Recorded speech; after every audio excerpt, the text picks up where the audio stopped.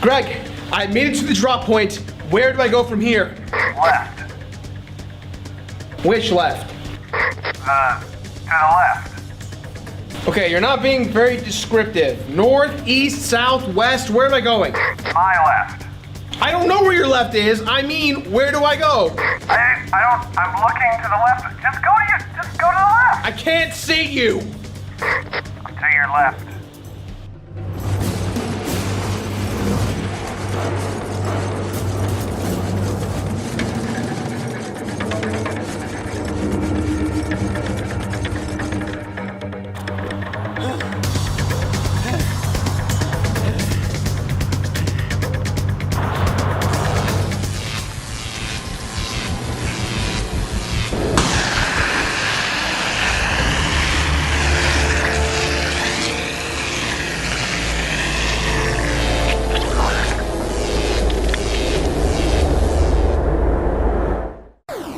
Yes!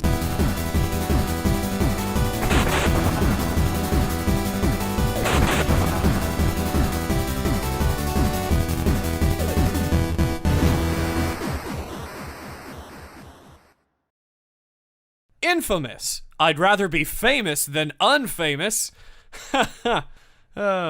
Yeah. Woo.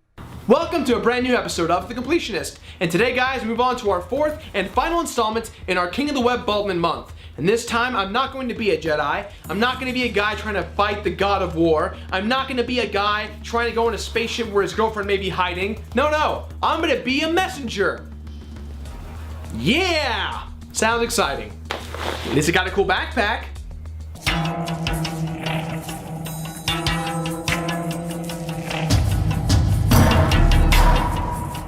Infamous. What I really like about Infamous from afar is its overall appeal from the outsider's perspective. Usually it takes a trailer or a friend to recommend the game to you, but after seeing just seconds of this gameplay, you'll find yourself wanting to go out to get a copy. But King Baldwin! Why does he have force powers like Starkiller? Why can he climb buildings really well like the guys from Assassin's Creed? Why is he going so fast on the train tracks? Sonic, go! You gotta go fast! You gotta go fast! You gotta go faster!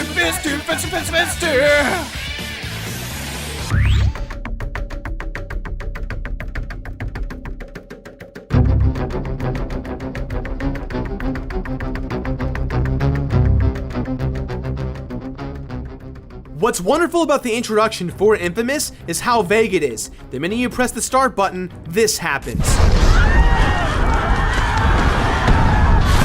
Followed by what looks like the apocalypse. After wandering around this chaotic world of death and destruction, we soon learn that the character we are controlling goes by the name of Cole McGrath, who happens to be a messenger. Cole McGrath? Sounds like a country singer. Let's just leave that one alone, Greg. Yeah, no, I'm with you on that one. Not a fan. After a little progression into the story, we find out more about our location. There are 3 islands that make up one big city known as Empire City. There's the Neon District, where the high-class people live, the Warren, which is essentially the slums, and the Historic District, which is where this massive explosion took place. The explosion in the beginning of the game occurs because of a device known as the Ray Sphere. Not only did it level a majority of the district, but it also plagued all 3 islands tremendously, leaving most of them without electricity. It also left thousands dead, and the ones that did survive suffered from terrible side effects. Like marshmallows for hands! Alright, maybe not that one. As days go by, Cole discovers that he now has electricity surging through him, and he has the power to control it as well. Living with his best friend Zeke on a rooftop, Cole tries to find supplies for Zeke, himself, and his doctor girlfriend. Upon arriving at the drop point where the supplies are supposed to be, it is then revealed that the explosion was Cole's fault. Now, he was just the messenger carrying a package, and the package he had to deliver was the Ray Sphere. Suddenly, all of Empire City knows who Cole is, and they instantly hate his guts, including his newly discovered ex-girlfriend. Funny, I thought electricity in a relationship was a good thing. This is where one of the biggest moral aspects of this game stems from. Should you try and save your reputation and become the hero that Empire City deserves? Or should you shun the populace and destroy the city that thinks you caused all of its problems? Along the way, you meet Agent Moya of the FBI, who claims that her husband John is undercover with the First Sons organization. They are the ones who manufactured the ray sphere. So who is the man in charge of this organization? Kessler. Finally, that's who the villain is? I was getting worried it was just a story of inner turmoil. All about me. If Cole helps Moya find her husband and help him take down Kessler and the Sons, she will help him too. She says she'll get Cole, Trish, and Zeke out of Empire City before the government decides to pull a traditional quarantine maneuver like we've seen in the films. You mean clean the city up with lots of government support and helpful volunteers? Ah, yeah, they're probably just gonna nuke it.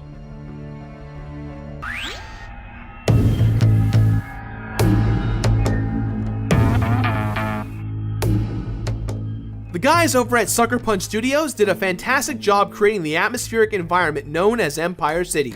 Conveying the feeling of helplessness and despair, the game really leaves it to you, the player, and our hero to either clean up this mess or make it worse. The gray and dark hues match these feelings that the developers strive to push in, and the contrast of color schemes is shown via Cole himself, emitting the light of your path that you've chosen, blue for good or red for bad. Alright, this is definitely a Star Wars game. Platforming in this game is very fun, but some of the graphical outlines of certain buildings make it very difficult for you to climb the path you'd like to go on. This leaves Cole wide open to being attacked. I mean, look how Cole runs in circles. It is a tad bit weird how this animation goes. And now, ladies and gentlemen, please give a warm welcome to Cole McGrath, featuring... what's his stunt? Circles? Well, the circus has really gone downhill these days. During cutscenes, some of the mouth animations don't line up correctly, but you kind of forgive it at those times because of the voice actors themselves. They really execute the characters' personalities very well. Most of the lengthy and story-filled cutscenes are represented vividly via comic book art, which ends up really increasing the pace as well. In regards to music, well, it's not very memorable at times. In cutscenes, it can get pretty epic and awesome, but during the actual gameplay, it's not very interesting. It pretty much just fades into the background. I don't know, maybe that's what the developers wanted. Then again, I probably could think of a better solution for some music. Deadly day, killing the crowds away. On my way to where I care to beat people. Can you tell me how to get to Empire City? 1, 2, 3 dead bodies.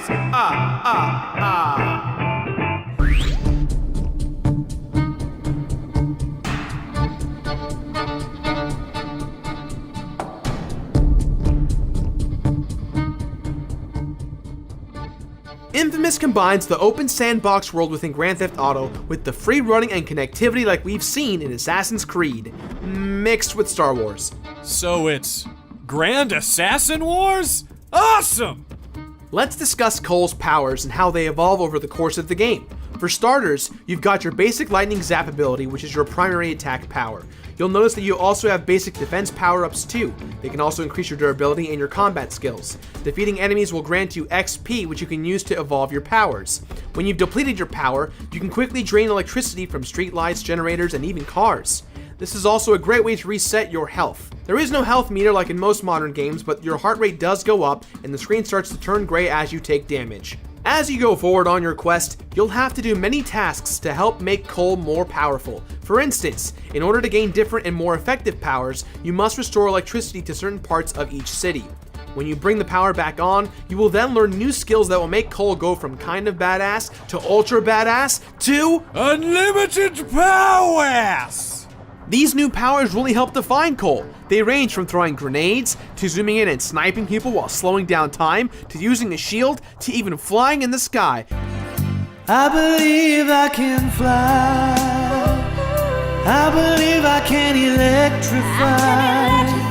Think about it every night and day. Spread my fingers and kill today. I believe I can soar. See them exploding right off the floor. I believe I can fly. I believe I can fly. I believe I can.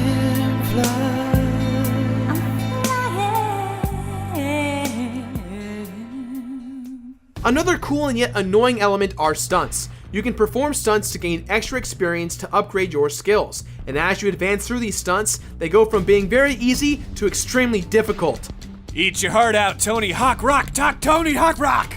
Ha! Now the big question to ask is this: how do you want to be perceived by the populace in Infamous? Do you want to be the hero and become famous, or be evil and become infamous? You'd be surprised, but not only does choosing your side determine your story development, it also changes the effects of your powers. For example, if you use the force push maneuver, you'll send enemies flying normally. However, if you level up the hero side of it, you will actually gain the bonus to suspend your enemies in the air for a few seconds. Whereas if you're evil, they tend to go further or even have a different side effect.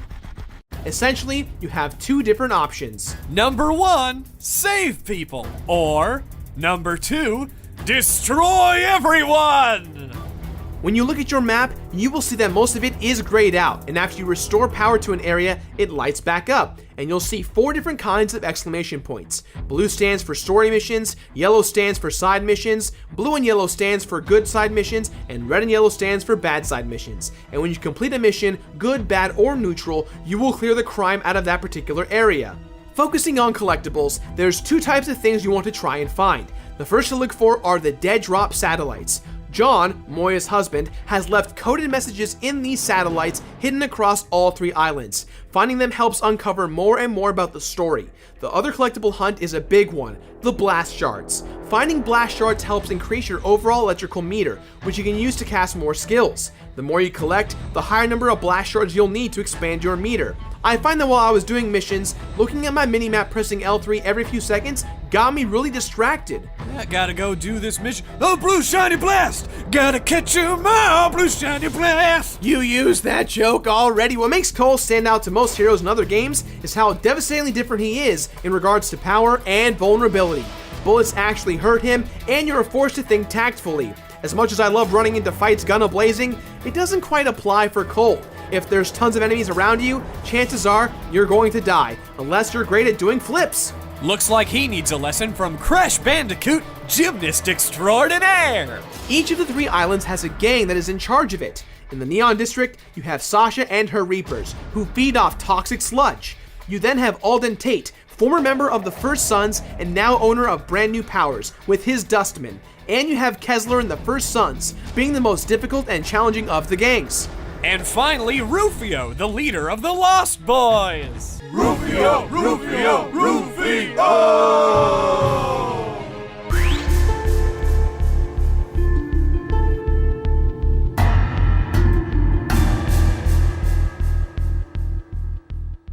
At the end of the Warren section, you'll finally meet up with John, who then tells you the location of the Ray Sphere, but he also reveals that Moya is not actually his wife, now making it clear that Moya is just doing it for her job. Strapped for people he trusts, Cole calls Zeke to meet him at the location of the Ray Sphere. While it's within his grasp, Cole tells Zeke to grab the Ray Sphere before Kessler does, but when Kessler does show up, Zeke decides that he wants powers as well, so he runs off with the Ray Sphere and Kessler, turning Zeke against Cole. When Cole arrives in the historic district, it's revealed that there are several bombs planted around the town, and Cole must disable them. Once he's finished, he then gets a message from Kessler that says that he must make a choice that alters everything. On one building, 6 doctors are being held hostage to their deaths, and on another building, Trish. If you save the doctors, it's considered a good choice, but then Trish dies. At least you know she loves you. If you save Trish, it turns out the 6 doctors die, and the girl you saved is not Trish, but some random person, causing Kessler to kill Trish regardless. And she hates you. Either way, Kessler's out for blood. It's just like in that Batman movie. Now, which one was it?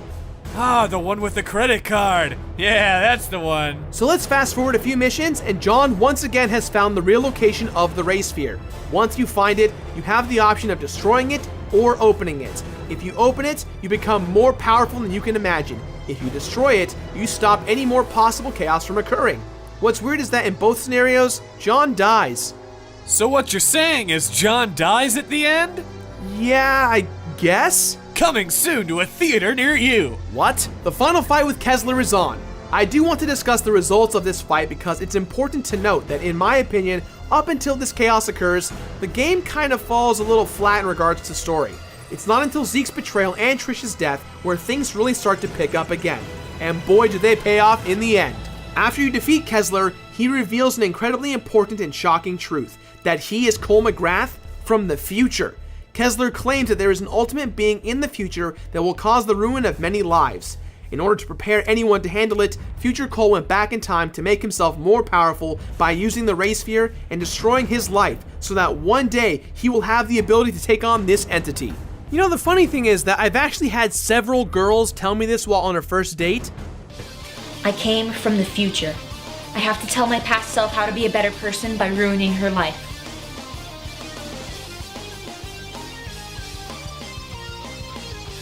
Can I touch your boobs? No, I don't think so.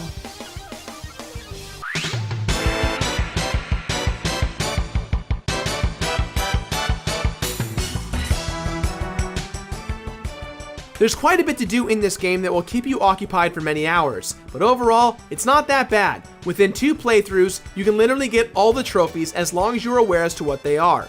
I recommend doing a playthrough on easy or normal mode first, and play as good Cole, and then play again on hard mode as evil Cole. Now I know a lot of you are probably worried about playing on hard mode, but honestly, it's quite easy considering you don't have to worry about the well-being of all the NPCs like when you do when you play as good Cole. Destroy everyone! All of the main story mode trophies are obtainable simply by picking good or evil at crossroads sections. Very easy and simple to do. Other trophies require you to focus on collecting all the dead drops and the blast shards. The most difficult trophy in my eyes has to be the Stuntmaster trophy. While completing a lot of the early stunts as you play is actually quite easy, the last stunts become very difficult because there are not as many enemies as there once was. The DLC, although free, is kind of cool. You can get an extra maneuver called the Giga Blades. These blades will one-hit KO any enemy you melee. When it comes down to it, platinuming Infamous is not that bad. However, be prepared to suffer through some hard times ahead when it comes down to the Stuntmaster and Blast Shard trophies. Infamous is a fantastic time, regardless of what side you choose, good or bad. Now I did find that being evil is just ultimately badass and more fun because you don't have to worry about the well-being of other NPCs getting in your way, and it really helps in completing all of the other trophies. However, to complete the game 100%, you do need to play both paths, and the Stuntmaster trophy, which involves you doing all the stunts, is incredibly difficult. With that in mind, guys, this game gets my completionist rating of finish it. Finish it! That's all the time we have for today, guys, so please, as always, leave your positive and negative comments in the boxes below. Don't forget to leave your game suggestions for the future of the show, and even though we are moving forward past the King of the Web Baldwin month, I just want to say thank you to everyone who helped us win King of the Web. Very special thank you to all of our new interns helping us out, creating the show to make it better and brighter, and really, you know, it's a great... Why wasn't I really in this? Why wasn't I in this episode, like with live stuff? Was that a choice, or? Well, I guess I'm in it now. Oh, cool! See you later, guys. Thanks for everything. Can I do the excuse me bit now? Oh, did I interrupt? You did. Oh, sorry. Now, if you excuse me. Oh, hey! I'm getting a radio call.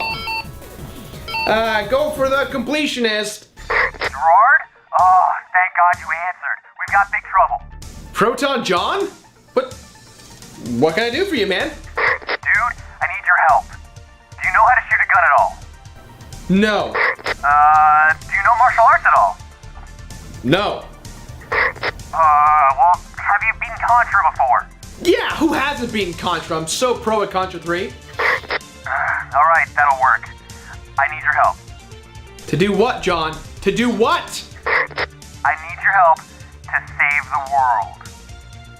To save the world? To save the world. Gerard, stop staring into space. I need an answer now. Gerard.